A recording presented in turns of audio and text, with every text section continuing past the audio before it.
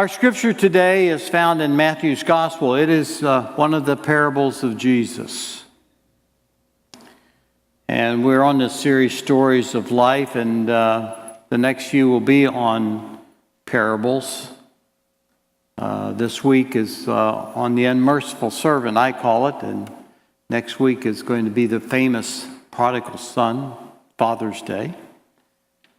But listen to this very carefully. This is a tough teaching in a way. Matthew 18, beginning with the 23rd verse, and I'm reading from the Living Bible.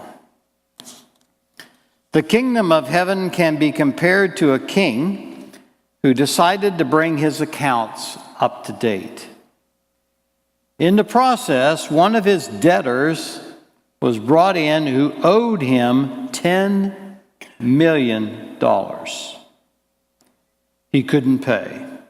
So the king ordered him sold for the debt, also his wife and children and everything he had.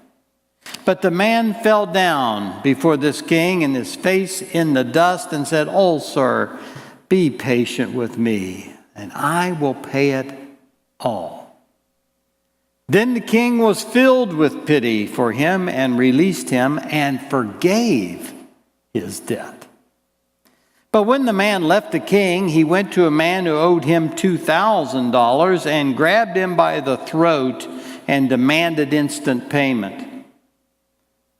The man fell down before him and begged him to give him a little time. "Be patient, and I will pay it," he pleaded. But his creditor wouldn't wait. He had the man arrested and jailed until the debt would be paid in full. Then the man's friends went to the king and told him what had happened, and the king called before him the man he had forgiven and said, "You evil-hearted wretch, here I forgave you all that tremendous debt just because you asked me to. Shouldn't you have mercy on others just as I had mercy on you?" Then the angry king sent the man to the torture chamber until he had paid every last penny due. So shall my heavenly Father do to you if you refuse to truly forgive your brothers. Wow. That's the reading of God's holy word.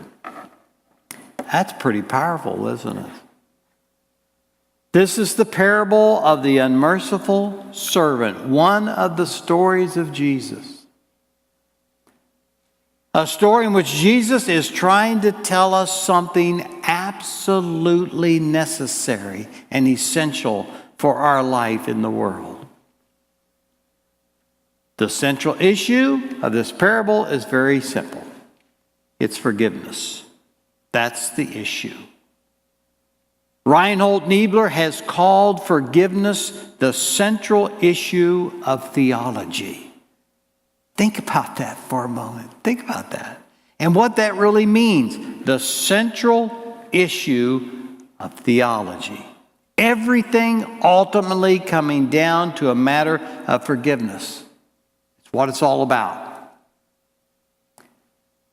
I'm not sure, but I think some time ago I shared with you a part of a letter from a woman who was talking about all the things that was going on in her life, and it came down to this very issue. But here's part of the letter. What a year.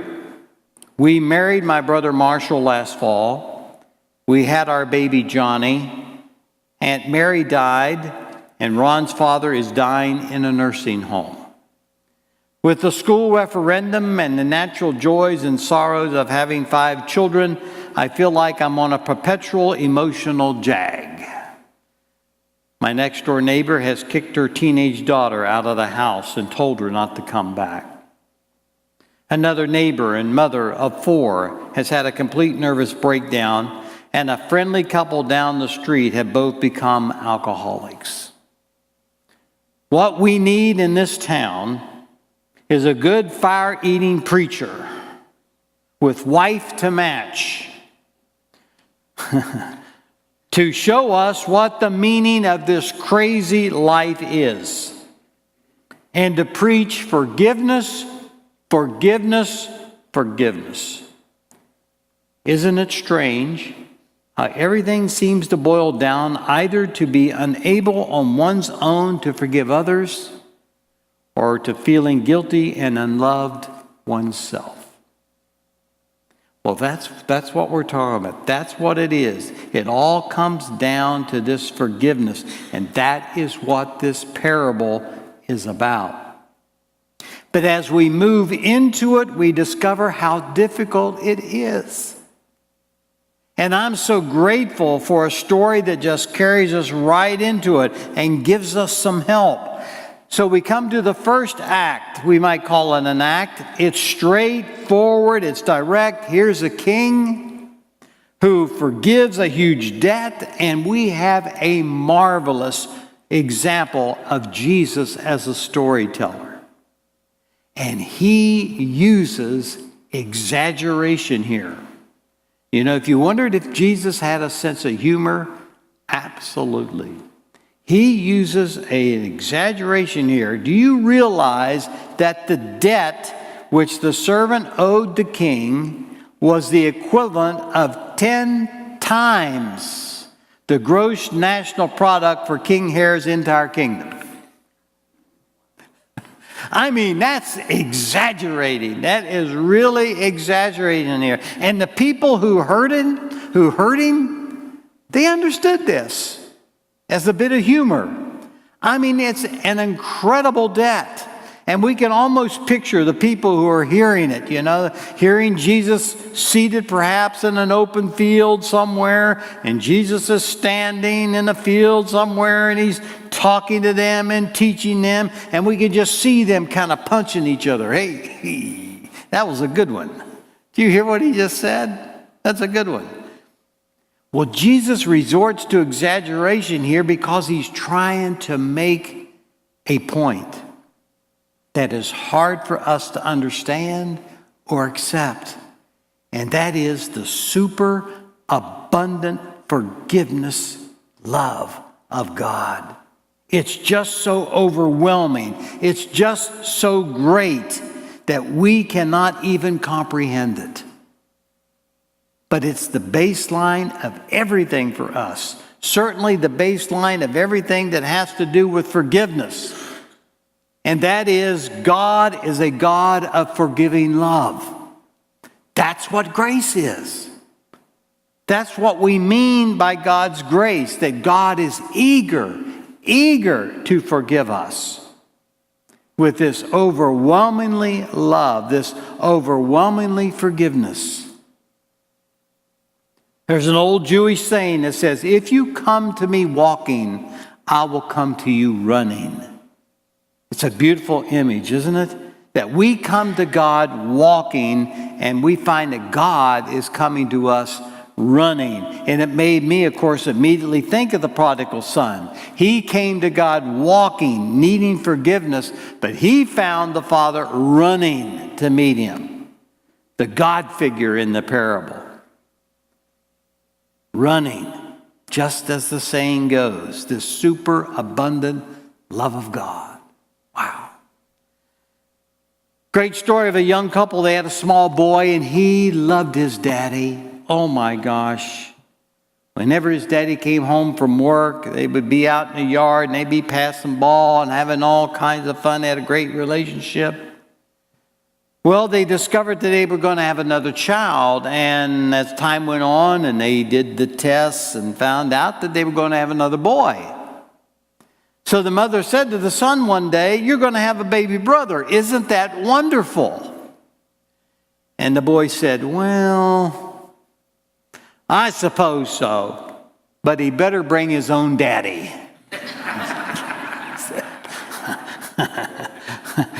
Well, we can understand that kind of dynamic in a family, but the thing is with God, we don't need to worry about that. Because God, there's so much forgiving love. It's just overflowing. There is more than enough for everybody. That's the first thing that Jesus is trying to tell us in this parable. With this king forgiving this huge, preposterous debt. That God is like that. God is eager to forgive us. But then we come to the second act, and the plot thickens. And the servant who had been given so much of this forgiveness went out and refused to forgive a fellow servant who owed a much smaller amount of money. And the end result of that refusal to forgive is that the forgiveness which had been offered to him was taken away. He loses it. And this confronts us with one of the basic teachings of Jesus. Do you remember in the Sermon on the Mount, Jesus gives us the Lord's Prayer, the prayer that we all Christians know and repeat. And there are some petitions in the Lord's Prayer that are difficult to understand. At least I think so. For example, the one that says, lead us not into temptation. What's that about? What does that mean? But what's interesting is the one petition in the Lord's Prayer, the one petition which Jesus talked about after giving us the prayer, the one petition he extended on a little bit is the one about forgiveness. And these are the words that appear in the Sermon on the Mount immediately following the Lord's Prayer. If you forgive men their trespasses, your heavenly Father will forgive you. But if you not forgive men their trespasses, neither will your Father forgive your trespasses. That's exactly what we're dealing with in this parable. It's as if this parable is an illustration of that teaching in the Sermon on the Mount, isn't it? But we need to be careful. We need to be careful that we don't take it too literally. It doesn't mean that God will withdraw the forgiveness. What it means is, and here's what I want you to really pay close attention to, what it means is when we do not forgive another person, we are in no position to understand or to accept the forgiving love of God. If we don't go through the pain and the struggle and the suffering and the challenge and the attitude and the action that are all involved in forgiveness, then we simply are in no position to experience it ourselves. And so the forgiveness is removed. But it's our doing. It's our doing, not an act of God. And if you really think about this for a moment, it means that our unwillingness to forgive another person is the primary obstacle in our relationship with God. Wow. It is the thing that is blocking the movement of God's love in our lives. I've had so many people say, I just haven't gotten there yet. I'm not completely there. Something's wrong. I don't feel the love of God like I know some of my other folks do. Could it be that forgiveness aspect?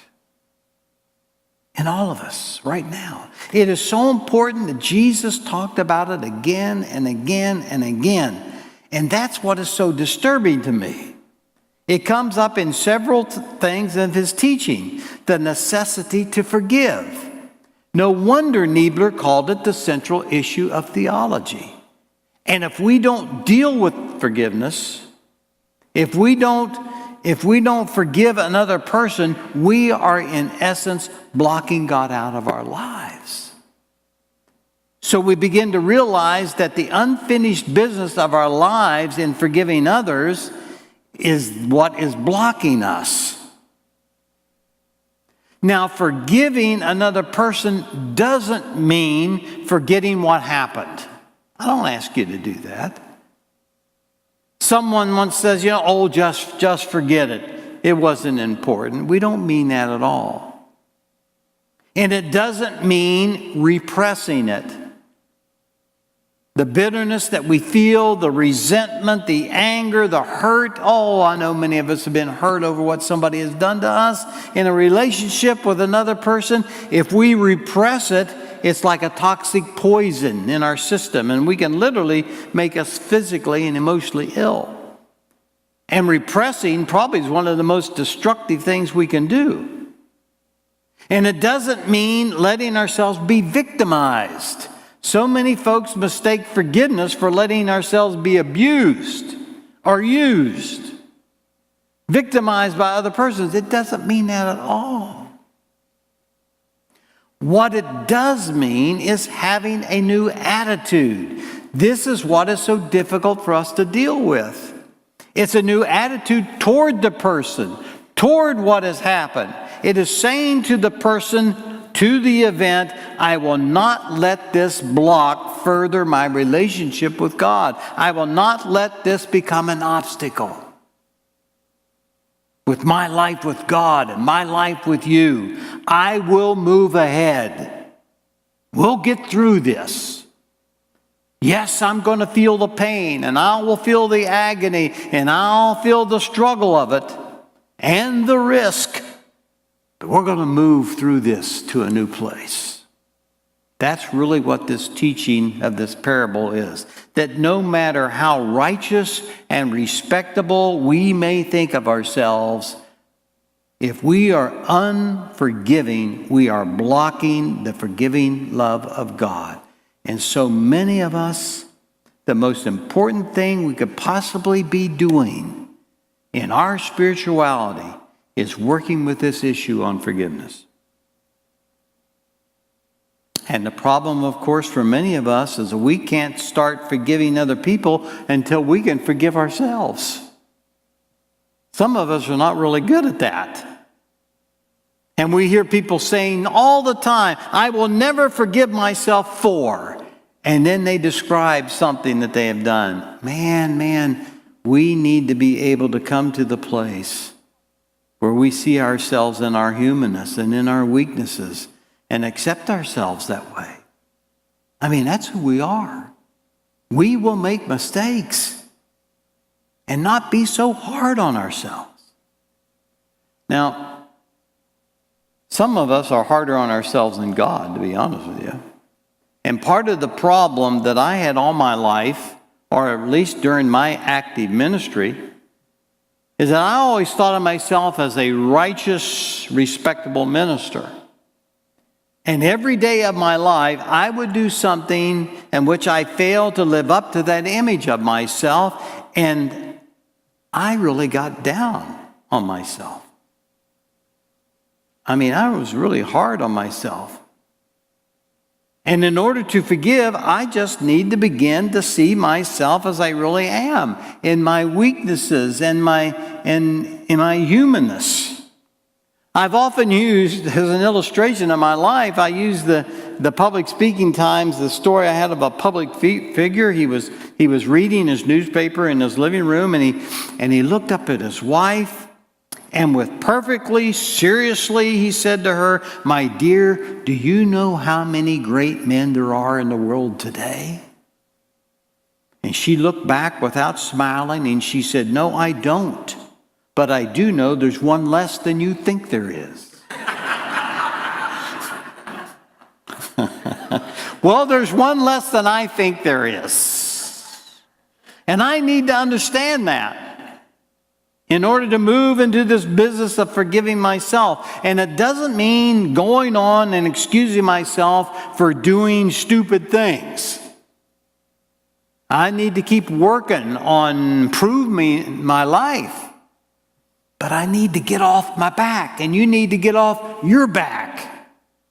In terms of an image like this, it makes it so difficult for me to forgive myself, and maybe you have the same problem. For other people I know, it comes from a very different direction. Some folks have so little self-esteem that to dwell on their fallibility and their weakness just makes it even worse.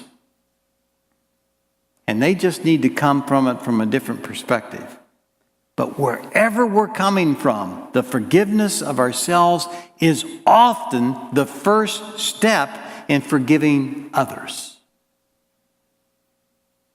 And there's another problem that's related to this too, It's not in the parable. I'm just going to mention it very quickly. I won't focus on it much, but it's this whole business that for some of us, the work that needs to be done is to go and ask another person for forgiveness, rather than forgiving them. And this is really hard. To take the risk of going to another person and just acknowledging that we have done something wrong. You know, we've done something stupid. We've done something hurtful. And ask them to forgive us. And as I think about this lately, I realize it's probably one of the most loving things we can ever do for another person is to go and ask for forgiveness, and thus give them a special opportunity to forgive us. A few years ago, I wrote a sermon on the spirituality of Abraham Lincoln. And I said one of the secrets of this strong spirituality was the way he was able to trust God through a whole series of tragic events. The death of his mother, the death of his sister, the death of the first woman he ever loved, Anne Rutledge, the death of two sons, Eddie and Willie, and of course the death of all the boys in the military during the Civil War. But there's another secret of Abraham's spirituality, and that is his forgiving spirit. It's absolutely incredible. He would forgive young men who had been court-martialed. And it created problems in the army, of course, when he did that. But it was his nature to forgive. He forgave his worst political enemies, and he even put some of them in his cabinet. And his advisors couldn't believe that he was doing that. How could you do that? And of course, at the end of the war, he was ready to forgive the South. And he wanted to work on reconciliation and forgiveness. It's just incredible. Well, there's a powerful scene in a novel when Mary Todd, after the death of Lincoln, has called the guard in who was supposed to have been guarding the box at Ford's Theater. And she lays into it. She berates him. Why weren't you at the door to keep the assassin out? I mean, she just couldn't believe that he had failed at his duty that way. And he makes all kinds of excuses. He said, I just couldn't believe anyone would attack such a good man, you know, especially in a public place like this. And Mary Todd said, you should have seen him. You should have kept him out. Finally, she just covers her face with her hands and she says, go, just go. Leave me. It's not you I can't forgive, it's the assassin. Well, their young son, Tad, whom they loved so much, and who always called his father Paul, spoke up. And he said, if Paul had lived, he would have forgiven the man who shot him. Paul forgave everyone. In this parable, Jesus is telling us that forgiving everybody is the best way to live into the fullness of God's love.